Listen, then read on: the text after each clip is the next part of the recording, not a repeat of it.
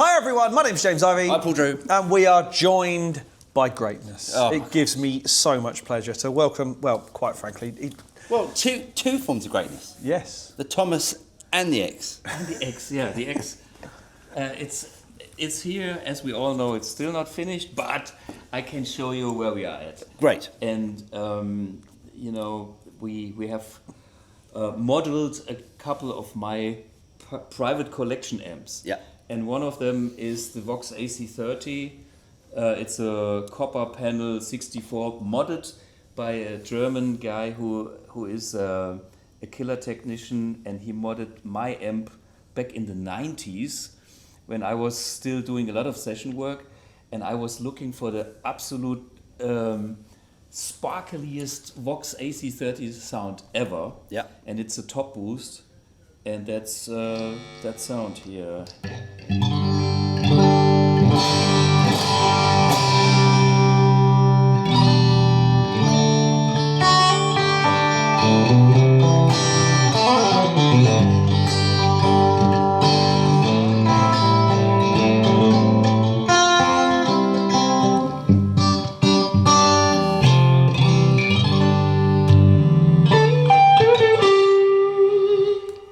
Sounds awesome. Yeah. Stunning. Reverb sounds great as well. Yeah, So, I so have mean- you worked on the reverb? Is that the same as NAMM? No, we of course we improved also this algorithm. Our digital engineer has found a few more delay lines, and now it's warmer. But I have a huge reverb that I can show you on this preset here, which is.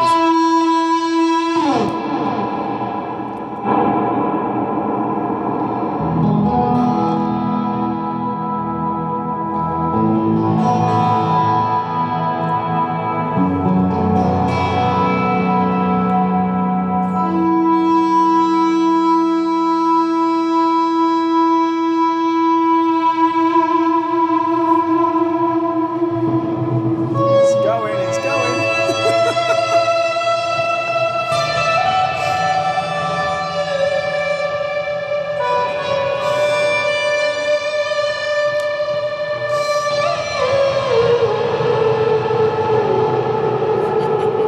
That's awesome.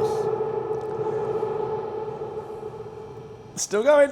He doesn't like that. Yeah. So we have worked on this, but back to the AC30. Let me show you something on this amp, because it is a modded AC30 top boost that can also be a non-top boost. Oh. The top boost has a bass and has a treble control, and we put a blend control from top boost to non-top boost on the mids, because the mid was not used. So this is.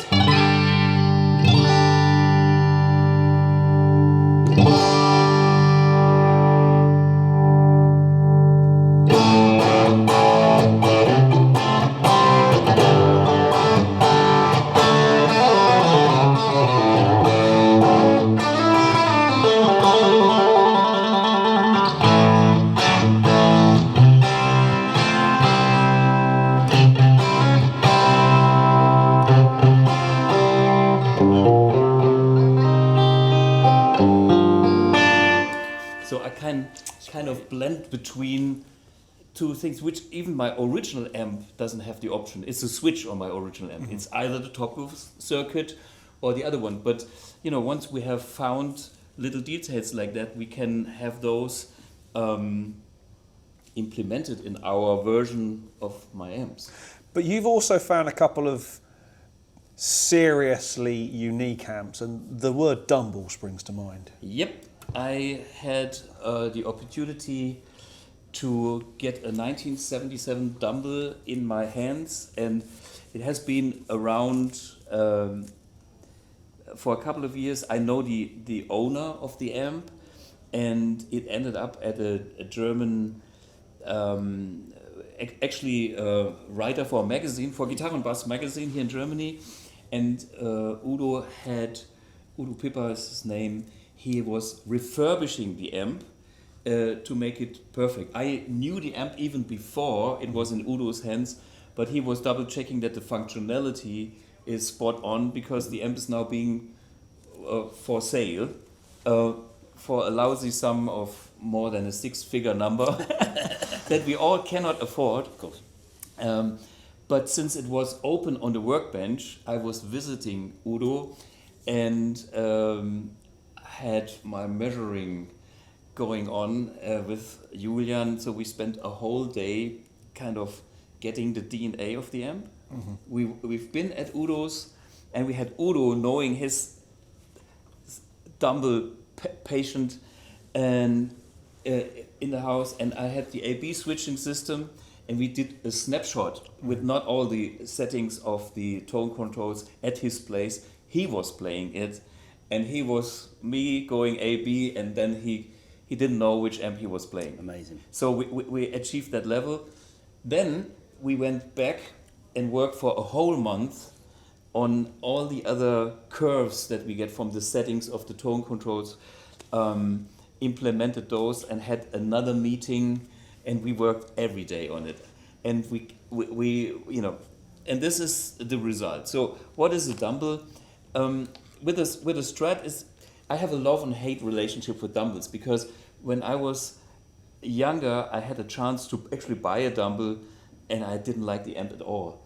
It was that farty low-end Fender fluffy thing that didn't make any sense to me. And what I found is this particular Dumble, Mr. Dumble, has this critical Fender farty range just nailed to be right. And this is what we have here. I start with a clean sound, because the Dumble has a clean channel, and then the overdrive special circuit that joins in. Let's hear this. So.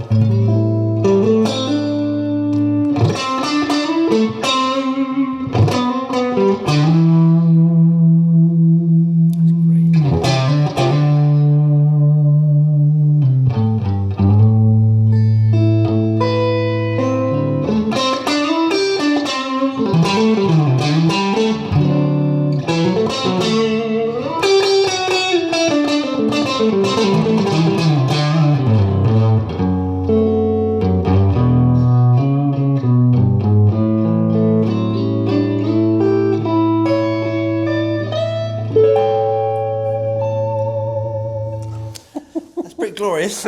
Yeah. So what is the Dumble magic here? It is that it lives in the mid somewhere, and even the Strat is getting sustain that my guitar actually doesn't have. I mean, it's a good guitar, but this amp makes it bloom even more. It's a kind of a compression, but it's so musical. It's Howard Dumble had this idea of Fenders on steroids, and I do have Blackface Fender and other amps. They are great, but the Dumble kind of makes this sound usable. And by the way, we are playing here now at talking volume, and we have no direct signal. It's just a room mic or whatever. Yeah, exactly.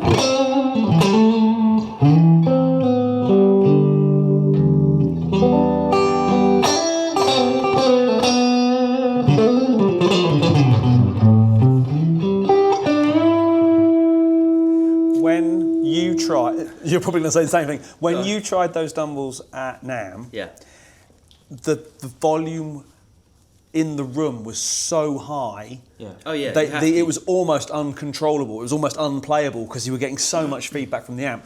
Whereas at that volume, you know, you're still in control of the resonance and the tone of what you're playing. Right. It sounds fantastic. And you know, if I give it 5 or 6 more dBs like a real stage volume, then it becomes real magic. We had this just before we recorded. I mean, that sounds magic. That to me sounds. I'd buy that on that sound. Like, that sounds awesome. So this is the clean. Now this is the overdrive special.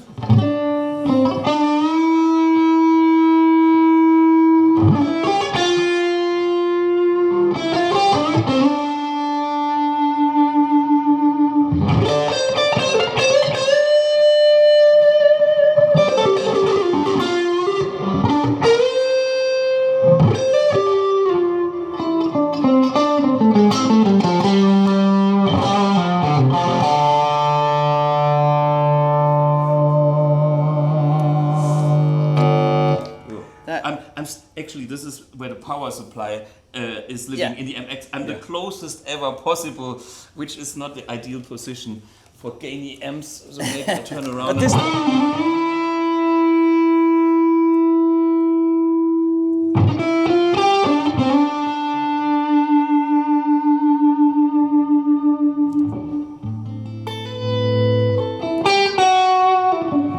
is arguably the best guitar tone. I know it's you playing it, but it's Put us down for 2. One each, one for every room. Yeah, that's brilliant. That sounds incredible. That's an amp. And what else do we have? We do. This is of course our own stuff, like the Mercury edition. Yeah. And I combined it with a boost here, which was my secret weapon, or is still my secret weapon. The Hughes-Kettner Replex is a tape echo, kind of based on an Echoplex 1, which was the tube version. Mm-hmm. And I always liked that boost. So this is like is it the clean channel? Yeah, this is it. Okay, no wait. This is the clean channel of the Mercury. And then I have a Vertex, what was the steel stringer kind of steel string singer. Yeah. Just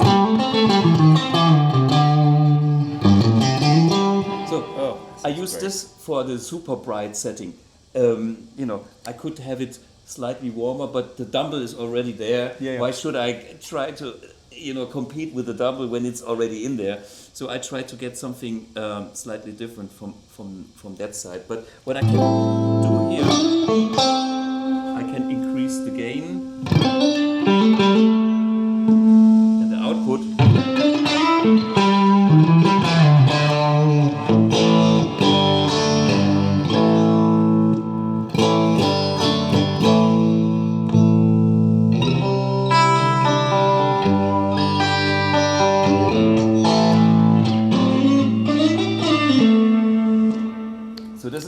Basically a steel string quick demo. Yeah. So also the pedals that we are doing are fully analog. And this is why it takes so long, because imagine we have tried to recreate any amp that I know of, and then there's my whole pedal collection.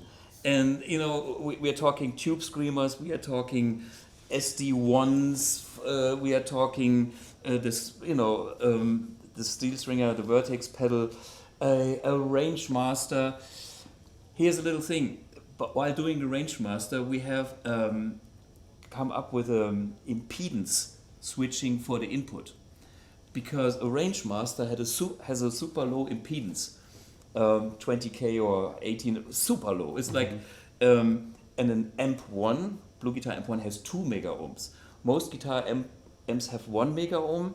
If you have a Marshall and you make the bridge, the Marshall in a single input like the bright channel or the volume 1 channel is 1 mega ohm. Once you connect both, it's 500k. And so we have 24 positions from 2 mega ohms down to, I think it was 20k or 18 or something, the lowest one. And that's so important because it interacts with your guitar. And all this stuff is in here. So it's the big impedance switching in 24 steps from all the pedals, because then the pedals will also, and the amps will sound authentic. And if not, if you have to compensate something that is natural interacting from the guitar with the amp, and then it will be only EQ, and EQ is cosmetic, Natural beauty is something else, and this is what we are after here. So let's go to arguably the most famous amp brand of all time. Marshall. Well, at least for me. Well, I was saying this earlier. I said, when someone says name a guitar amp, the first thing that normally most people say is Marshall. Yeah, sure. Of course, we are Europeans. We like rock music, and we are socialized with our heritage of Blackmore and them all playing Marshall amps.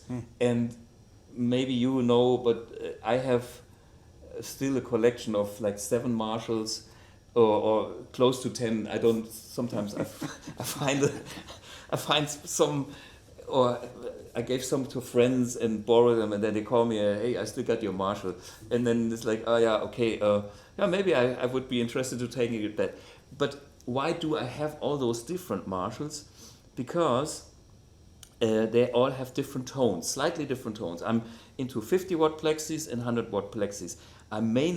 My collection, my private collection, is mainly plexis and non-master volume amps. I love later Marshalls as well, but me personally, I live in this, let's say 1970 and anything before phase.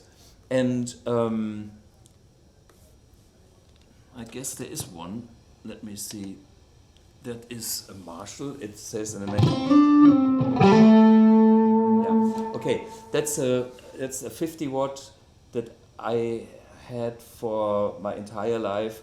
I think I bought it when I was 17, 18, and that particular amp is slightly modded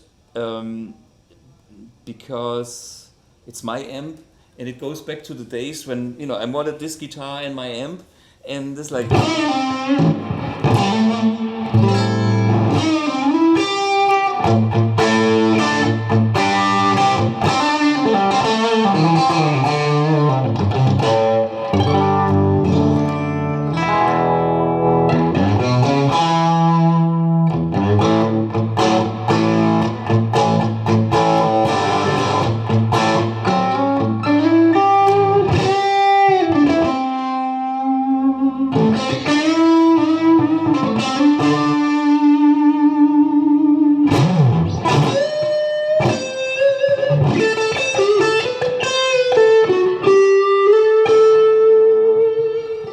And again, here we can have some of the.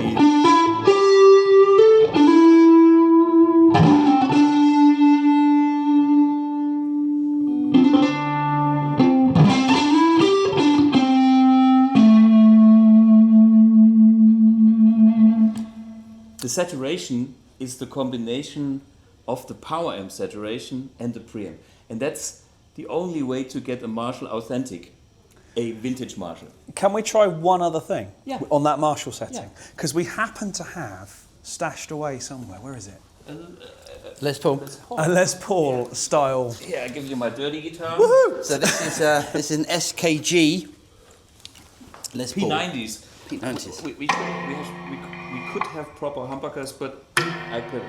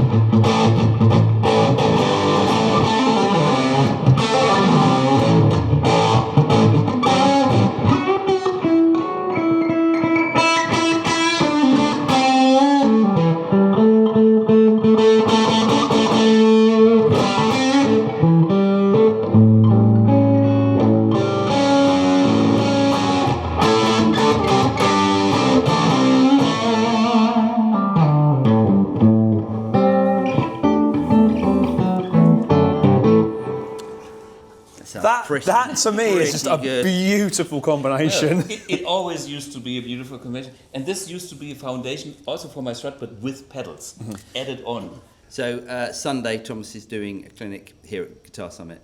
So if you're here, I'd highly recommend. Thomas, thank you so much. Is there anything else you can show us? Is there anything else that's... I could show you tons of things, but hey, we save this for the next time because hey, by NAMM, I don't want to hear you saying still not ready. No. But I can talk. I didn't bring my own. We have a BluGuitar expression pedal designed, which use magnetic sensor kind of thing, so there's no scratchy ports in we have all the wah-wahs modeled, like my good old Vox. I have a collection of very old Vox wah-wahs, with different kind of canister coils. You know, there's the Farcell, there's different coils. So that's already done, and my beloved George Dennis from Czech or wherever this guy came from, which has a little bit dry signal, so the wah-wah is not cutting too much. That was on my board forever. I rely on that because playing in a 3-piece band, if I kick in the wah and I'm totally like, the band has no sound. So with this wah, that's done.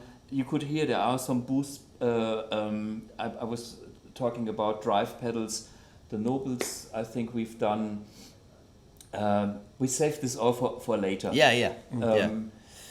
And there's a halo delay, and there's a... Oh, great. There's a couple of things is going on. Maybe I can show you here. I'd love to hear the halo if it's... So, I'm not happy with FX. Then we go into effects. That's the reverb. I want delay. There's a halo.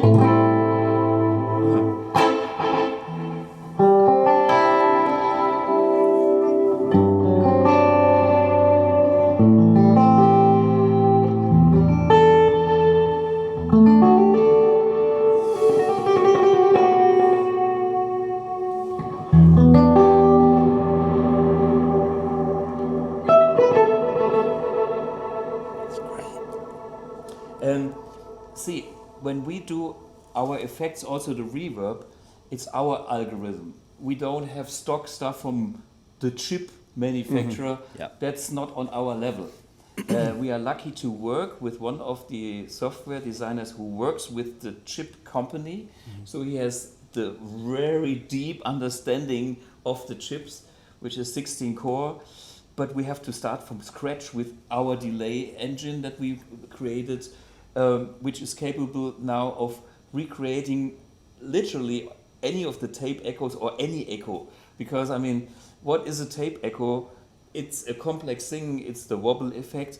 We can actually measure the wobbling of each unit by itself and make a specific copy of a specific worn-out tape delay if we want to.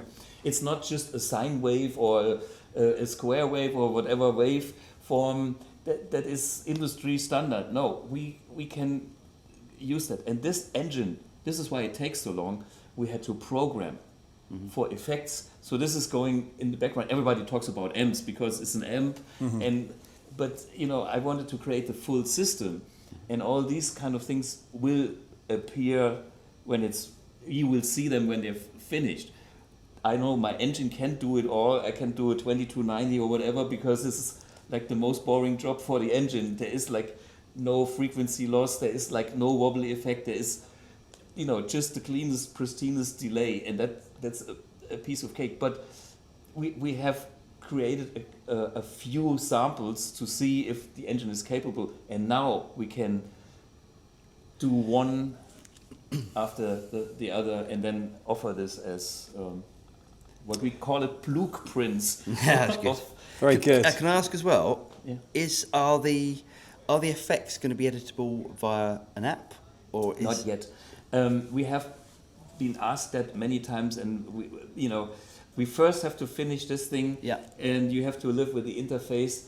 The whole unit is basically accessible with like MIDI parameters. Okay. Maybe if we find some super enthusiastic guy who wants to dedicate his next 3 years programming that kind of app, contact us. Thank you, Thomas. Thank you so much. It's going to be awesome. We look forward to seeing you if not before, at NAMM. Yeah. With the final finished, ready to ship. That's AmpX. That's the next stop in that process, and then going along that line, we will come up with more amps, and we will come up with more effects. And it's a 10 years project, even after release. Yeah. You know, I put so much time into the details because I will not change any of that hardware in the next decade. Period. Then nothing would be compatible. And we are a small company, this is the tool, and you will get fresh sounds. You have to pay for them. You will get the basics shipping with the BluGuitar, Mercury and Iridium sounds, and basic reverb, which is great. You can already do anything with that. But then you can have access to Dumbles and whatever is in my collection and whatever comes across and is worth yeah, exactly. So we're looking forward to getting our greasy hands on one very soon. Oh yes. Yes. Sign us off, Paul. So really hope you guys got something out of that. If you did get something out of it, don't forget to like and subscribe, click on the bell button, and you'll be notified of any future video that comes out from the studio. I'm Paul. I'm James. Thomas Blug, thanks for inviting me. See you next time.